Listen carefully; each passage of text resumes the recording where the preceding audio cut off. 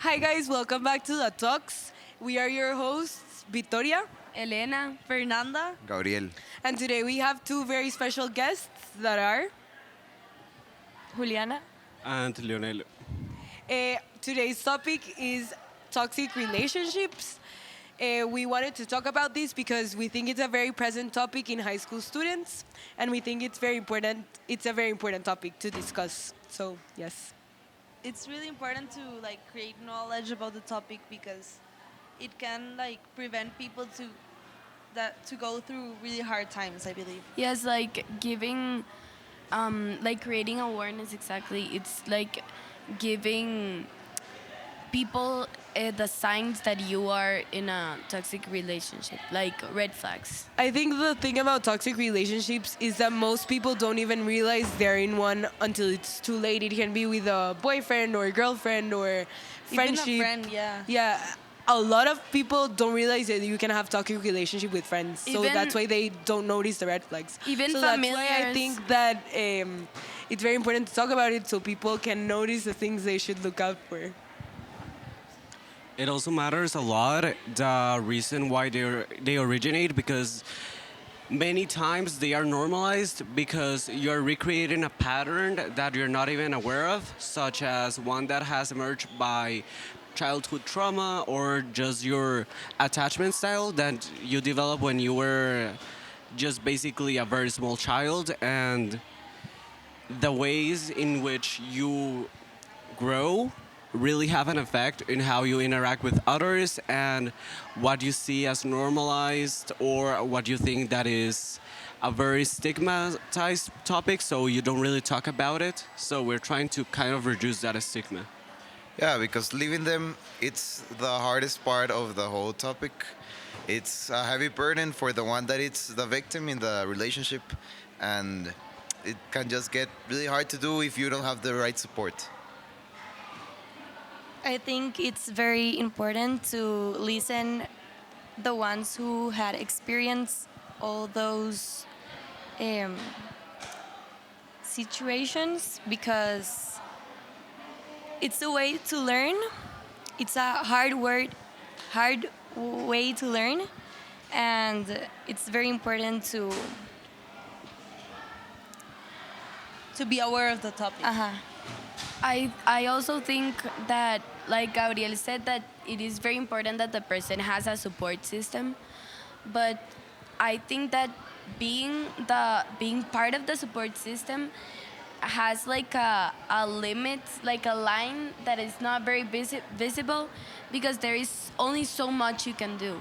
Because sometimes you tell the person that is not healthy, or that what the other person is doing is not right for you or fair for you, and they only hear what they want to hear. Yeah, I think it's important to understand that people in toxic relationships, it's not like they want to be there. They're probably manipulated to stay there, and their thoughts about the situation just have also been manipulated. So they don't really understand what's going on. I have had friends that have been in toxic relationships, and I have literally begged them to get out of them, and they really don't realize that we're saying this not because we care, but because we want them to be happy. It's what's best for them. Like what I said before, the main thing about this is that most people don't even realize they're in a toxic relationship until it gets to a point that is unbearable. So that's why I think the best advice I can give regarding this is to listen to the people that care about you, and never forget who are the people that care about you the most, because sometimes a new friend or a new boyfriend or whoever this person is that is being toxic towards you doesn't always have the best intentions in mind. And it's always best to listen to someone that actually is trying to view it as objective as possible, because that person might try to distort reality and try to make it as one person being the victim or sort of one person chasing after the other, when in reality, maybe the people involved don't even know what's going on. So how can you go in and just say that something is going on when the people involved don't even know? You can have an idea, but you don't know it in its entirety. Yeah, and many times the victim sticks to the point of view of the aggressor, like its partner or its toxic friend, and he or she views it as the reality, and it's really hard to accept another point of view. And even if this toxic person admits that they have done something wrong, no one will ever admit completely what they do wrong until someone says it to I them. think, like Gabriel said, like the victims like have a hard time like acknowledging that they are going through a And tough time. accepting. Exactly, because it's for more like it doesn't matter the amount of damage that they're like receiving from their toxic like partner or friend. It's like comfortable to stay there because everybody, I think most people are afraid of change, and we tend to settle on things that we know, and this relationship they know about. So like changing and getting out of them involves change. So I think that's why most people also like tend to like not not want to see what's happening. Yes, I also think it's for the victim, it's very difficult to get out of that situation because maybe they have a fear of staying alone or being so sad. But I think that with help and the support system, um, people can achieve. I also think that um, many times accepting that you are a victim is very difficult because like maybe you are not physically abused, so like you tell yourself that he has not, or she or the person has not hit you or done anything to you, but that maybe the person has been manipulating and emotionally draining you and abusing you for many years. And another thing is that in most cases um, we think that our parents like don't know what they are talking about, that they don't get us, but they have been through this and they have watched their friends get through this. So and they love us, they want what's best for us. So a lot of like in many cases it um, you should hear your parents. I think that toxic relationships are also like very present on not like people our age and high school, because we are we're literally kids. We Yeah, sometimes they don't do it because they're mean or anything. We're just immature. So We just don't know what to do because it's our first time doing so. It's only natural that we will slip in some cases. we don't know how to control ourselves. We have like so many hormones like changing the way we think, and I don't know. I think that's why, because it's like really present around us. And I also think that what I've noticed with close people of mine that I've seen have been in toxic relationships is that they don't notice that something's wrong until like you literally tell them like this person did this and this person did that. Like you have to tell people so they can realize what's going on. Yeah, So and- that's why I think that if you have a friend that is going through something like this and you've noticed that something's wrong, like please tell them, because sometimes they don't even realize that. Yeah, and as Elena said, most people ignore the fact that they're being in an abusive relationship if it's not physical abuse. But things like verbal abuse can go not unnoticed in a relationship for long periods of time, and most people don't do anything about it because they just think it's he was just really mad or he was just really stressed. not It only was just verbal but also psychological, I think. yeah. Yes, and I like talking about what Victoria said, that you should, like as a friend, as a support system, you should tell the person. I remember one cousin of mine had a best friend, and one time her best friend did something to her, and she like told me like, oh yeah, this happened, but so relaxed, and I was like, that is not normal, that shouldn't be happening. And she was like, no, but I'm not the only one, I have another best friend. And I was like, well, I have 7 best friends, and that doesn't happen to me, because that is not normal and that shouldn't be your standards. So maybe sometimes you have to like aware people that they are in a toxic relationship. I also think that that's why it's very important to like let people in and like tell people about your experiences, because this came from like her cousin telling him something that she thought was completely innocent, like she didn't think any of it. But if she didn't have the like confidence to talk to her cousin, Elena could have never given her that advice. So I also think it's really like interesting, like to realize what is toxic and what is not. That sometimes you don't get like that dimension. You're like, oh no, that was innocent, but then you're like start thinking the consequences it had on you and everything. Like the other day in class with our teacher, we did like a toxicity test. And there were so many things I kept like thinking like, wow, like that really is toxic. I hadn't thought about it. Like it's important like to remember like people like making you like, I don't know, like making you go away from your friends, or there are many things that you don't really realize that are toxic. you don't even think that that's something toxic because sometimes it's really normalized.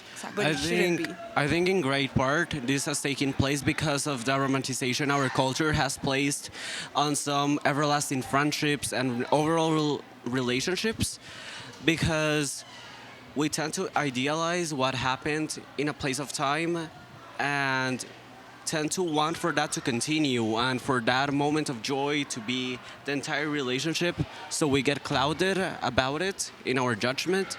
And yes, it's also a very different way in which we have evolved now, but there's still much we have to do.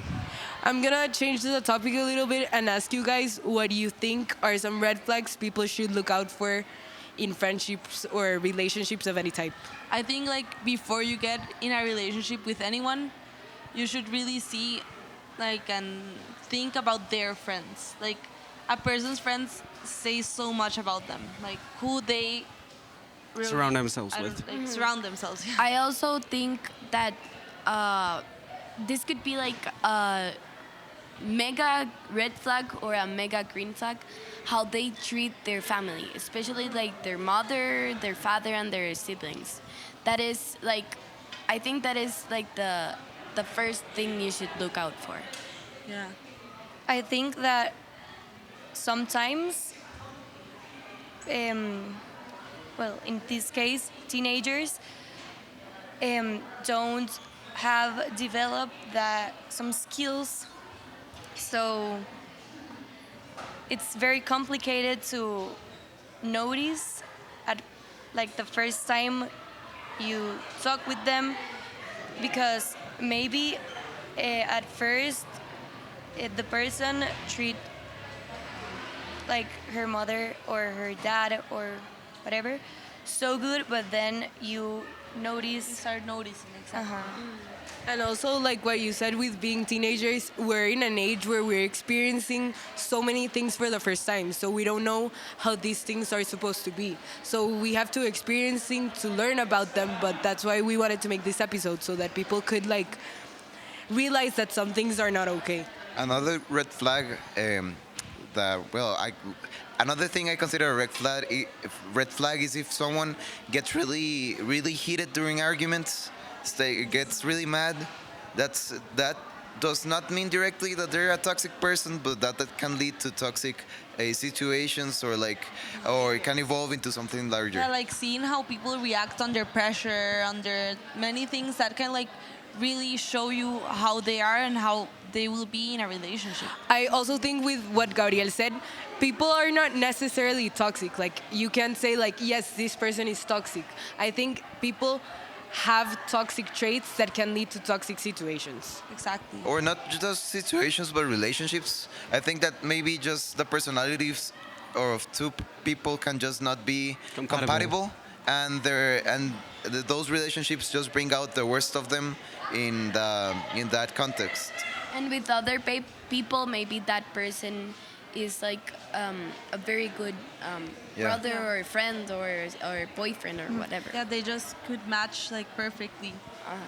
Once you passed through that experience, it's not something bad. It doesn't mean you are a toxic person and that you are crazy. It's, I think, a period of time or a experience to make the best of it. So you It's an can experience help to learn. You can help others, or maybe see what you don't want in your life.